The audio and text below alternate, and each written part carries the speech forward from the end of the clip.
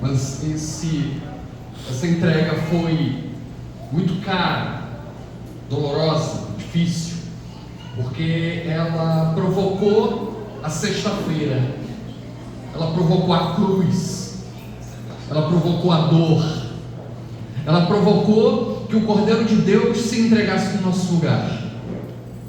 E aqueles que na época de Jesus tinham colocado a esperança nele, quando viram a cruz, parece que toda a esperança estava indo embora. O Salvador estava morto. A nossa alegria, aquela convivência de 3 anos ininterrupta, de ver pessoas curadas, restauradas, alegria nos lares, surgindo onde era inimaginável, mas agora ele estava morto. Consequentemente, não há mais esperança para nós. Eles choram, pensam em voltar à velha vida, porque a sexta-feira aconteceu, porque a cruz foi cruel demais. Parece que a maldade humana tinha prevalecido sobre o amor. Isso aconteceu na sexta-feira. Passa-se o sábado, mas nada melhor do que chegar no domingo. No domingo, as mulheres vão ao sepulcro para levarem perfumes para aquele que elas tanto amavam, mas agora estava morto. E para surpresa, a pedra tinha sido removida do sepulcro. Diferente do contexto dos nossos sepultamentos, nossos enterros, né? A gente vai lá no cemitério e aí a pessoa, se não for cremada, obviamente, e a pessoa é enterrada e é colocado lá o cimento, as placas. Mas naquela época haviam aqueles cavernas onde o corpo era colocado e era fechado com uma pedra, e elas correm para esse lugar, e quando chegam lá, encontram um anjo de Deus. E ele diz: por que vocês estão aqui? Ele não tinha dito? Ele ressuscitou, ele vivo está, para trazer esperança ao nosso coração, para declarar mais uma vez o amor de Deus para conosco, de que a obra dele é completa, é perfeita, de que a palavra dele é fiel para conosco, porque em alguns momentos da nossa vida, como na garantia da redenção por nós, que ele pagou o preço na cruz do Calvário, morreu no nosso lugar, nos substituiu para que temos vida e temos em abundância, de que a gente tenha pleno perdão. Mas algumas vezes na nossa vida chega a sexta-feira, aquele dia tenebroso, doloroso, difícil, que fere, machuca, tira a esperança, tira a alegria, e colocamos em dúvida no nosso coração e na nossa mente a misericórdia e a bondade de Deus. Onde está o Senhor que permitiu isso? Onde está o Senhor que permitiu eu passar por essa prova? Onde está o Senhor que permitiu a maldade prevalecer? Mas aí chega o domingo e nada pode conter o poder de Deus. Ele ressuscitou, ele vivo está, para trazer novidade de vida para nós, para trazer reconciliação, para trazer pleno perdão, para garantir aquilo que ele conquistou na cruz: o perdão dos nossos pecados, a salvação da nossa alma, a restauração da nossa vida, o privilégio de a gente poder reconhecer Deus como Senhor da nossa história e abrir o nosso coração e cantar louvores a Ele. Quando a gente conhece e entende a mensagem da cruz, nós dizemos: Deus, eu não mereço, mas eu agradeço, porque o Senhor escolheu me amar. A resposta que cabe a mim e a você é arrependimento e fé. É olhar para a cruz e dizer: Deus, obrigado por tão grande amor para com a minha vida e por tudo aquilo que a cruz traz para nós. Comunhão diária com Deus, o privilégio de você orar e clamar aos céus, de você confiar na graça de Deus. Naquele dia que parece aquela sexta-feira, que todas as portas se fecharam, que as coisas estão difíceis, e aí você coloca um louvor, e aquele louvor entra pleno no seu coração e anima a sua alma. E mesmo a adversidade continuando, você crê na intervenção de Deus. O problema não mudou, mas o seu coração mudou, porque Deus está nele, porque Deus lhe dá a força necessária para caminhar a cada dia, porque Deus é misericordioso e bondoso. Irmãos, esses dias eu tive uma experiência assim tão maravilhosa e fantástica. Maravilhosa por um lado, difícil por outro. Acho que foi quinta-feira, tinha colocado o café, eu estava sozinho em casa, e eu tinha colocado o café na mesa, e eu ia tomar o café, e a vizinha de porta me chamou, e aí eu fui correndo lá. Ela tem uma netinha de 21 anos, e ela tem umas convulsões, e ela teve uma convulsão, e ela estava na cozinha, caída, e aí eu corri lá e fui socorrer, e aí a gente chamou o zelador, e o zelador me ajudou a carregar ela até a sala, e a gente colocou ela no sofá, e ali eu coloquei a mão na cabeça dela e fiquei clamando, e já faziam 30 minutos que ela estava desacordada. E para quem tem, pelo menos é o que a avó dela era a preocupação, de quem tem esse tipo de ataque, não pode ficar muito tempo desacordada. E ali o desespero de uma família. E eu estava apoiando a Duda e fiquei segurando a cabeça dela, e ali com os olhos fechados e clamando e pedindo a misericórdia de Deus.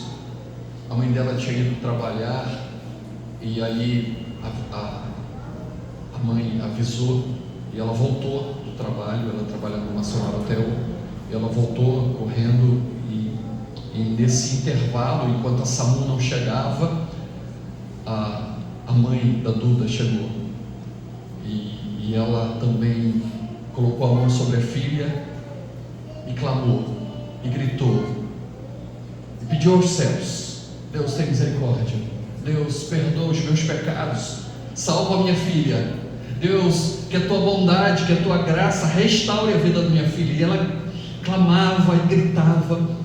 Irmãos, o que assim me trouxe uma alegria na alma, o poder da oração de uma mãe. A menina voltou, ela se despertou, e a gente começou a conversar com ela. E nisso, alguns minutos depois, a SAMU chegou, e aí fez todo o procedimento e a levou para a Santa Casa.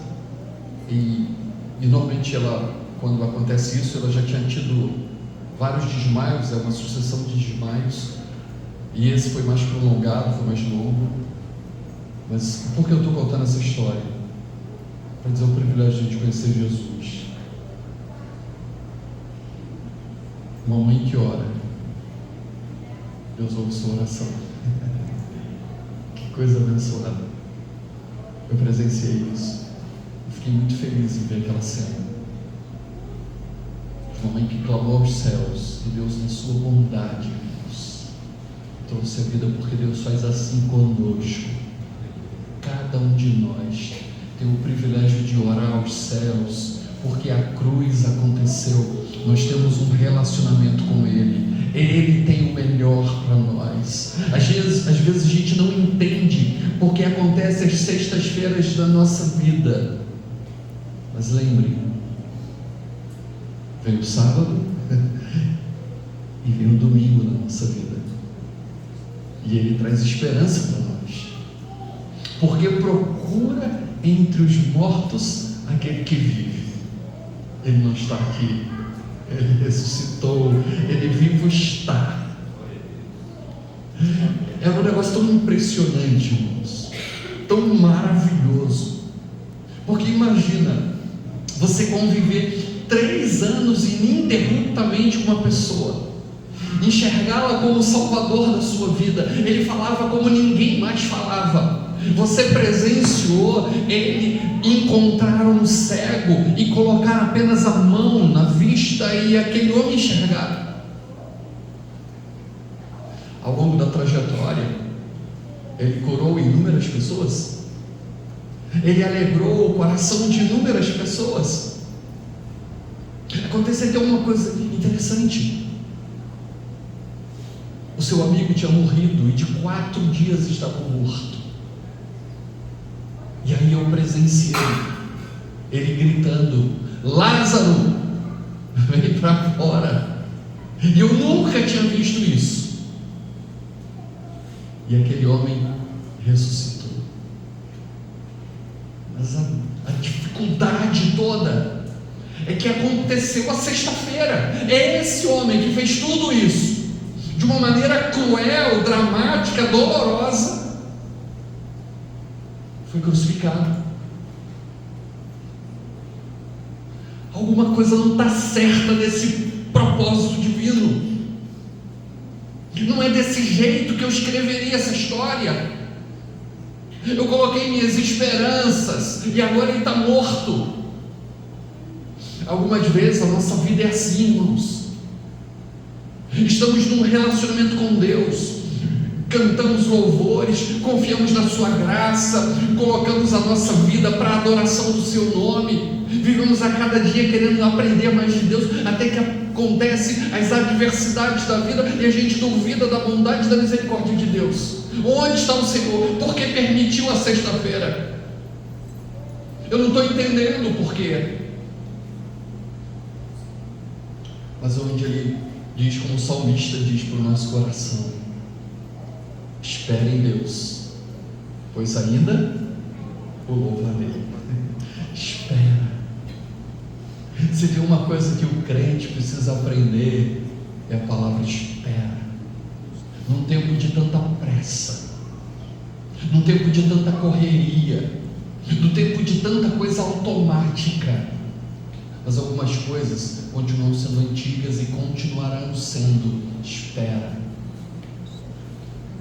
Irmãos, por mais tecnologia que nós tenhamos, por mais técnicas fantásticas que a medicina avança, mas eu acredito que nada vai mudar o fato de que as crianças, para nascerem, vão ter que demorar 9 meses. Quando muito 7. Tem que esperar. Por mais que você já faça um monte de projeto, decore o quarto da criança, ajeite tudo bonitinho e fique na expectativa, 3º mês. Você já viu alguma grávida dizendo: vem logo, vem logo, vem logo? Sai daí com 3 meses, com 4 meses, com 5 meses. Não, por quê? Porque você sabe que tem que esperar. Algumas vezes na vida Deus está dizendo para mim e para você: espera, pois ainda você louvará. E acontece o domingo, o Salvador ressuscita para dizer para mim e para você que valeu a pena esperar. Ele viu está. E era tão fantástico que dos 12, um já estava fora da história, Judas, infelizmente. Mas um dos 12, que agora eram 11, ainda que não imaginando, aquela coisa do salmista: estamos como quem sonha. É tão bom que não pode ser real. Ele está aqui diante de mim, não é possível. Eu o vi crucificado, eu o vi passando as maiores dores, eu o vi envergonhado, eu o vi onde minhas esperanças foram embora, mas agora ele está diante de mim. vivou, minha alegria renasceu. Mas o negócio é tão fantástico que eu preciso pedir a Ele: Senhor, deixa eu te tocar, porque é um negócio maravilhoso demais para ser verdade. E aí Tomé toca, é Ele mesmo, não é uma imaginação, é real. O Salvador renasceu para dizer para mim e para você que Deus é fidedigno em sua palavra para conosco, jamais falhará conosco. O seu amor é tremendo e a sua obra é completa. Ele há de nos levar para viver a eternidade com Ele, porque a cruz aconteceu, mas no terceiro dia Ele ressuscitou e vivo está. E hoje eu e você temos o privilégio de conviver com Ele, de conhecê-lo a cada dia, de buscar a sua face, de cantar louvores ao seu nome. Que nessa Páscoa a gente renove essa alegria e essa dedicação a Deus, a conhecer cada vez mais Jesus, o Cordeiro de Deus, que por amor a nós se entregou na cruz do Calvário. Amém? Deus assim derrame sua graça sobre nós.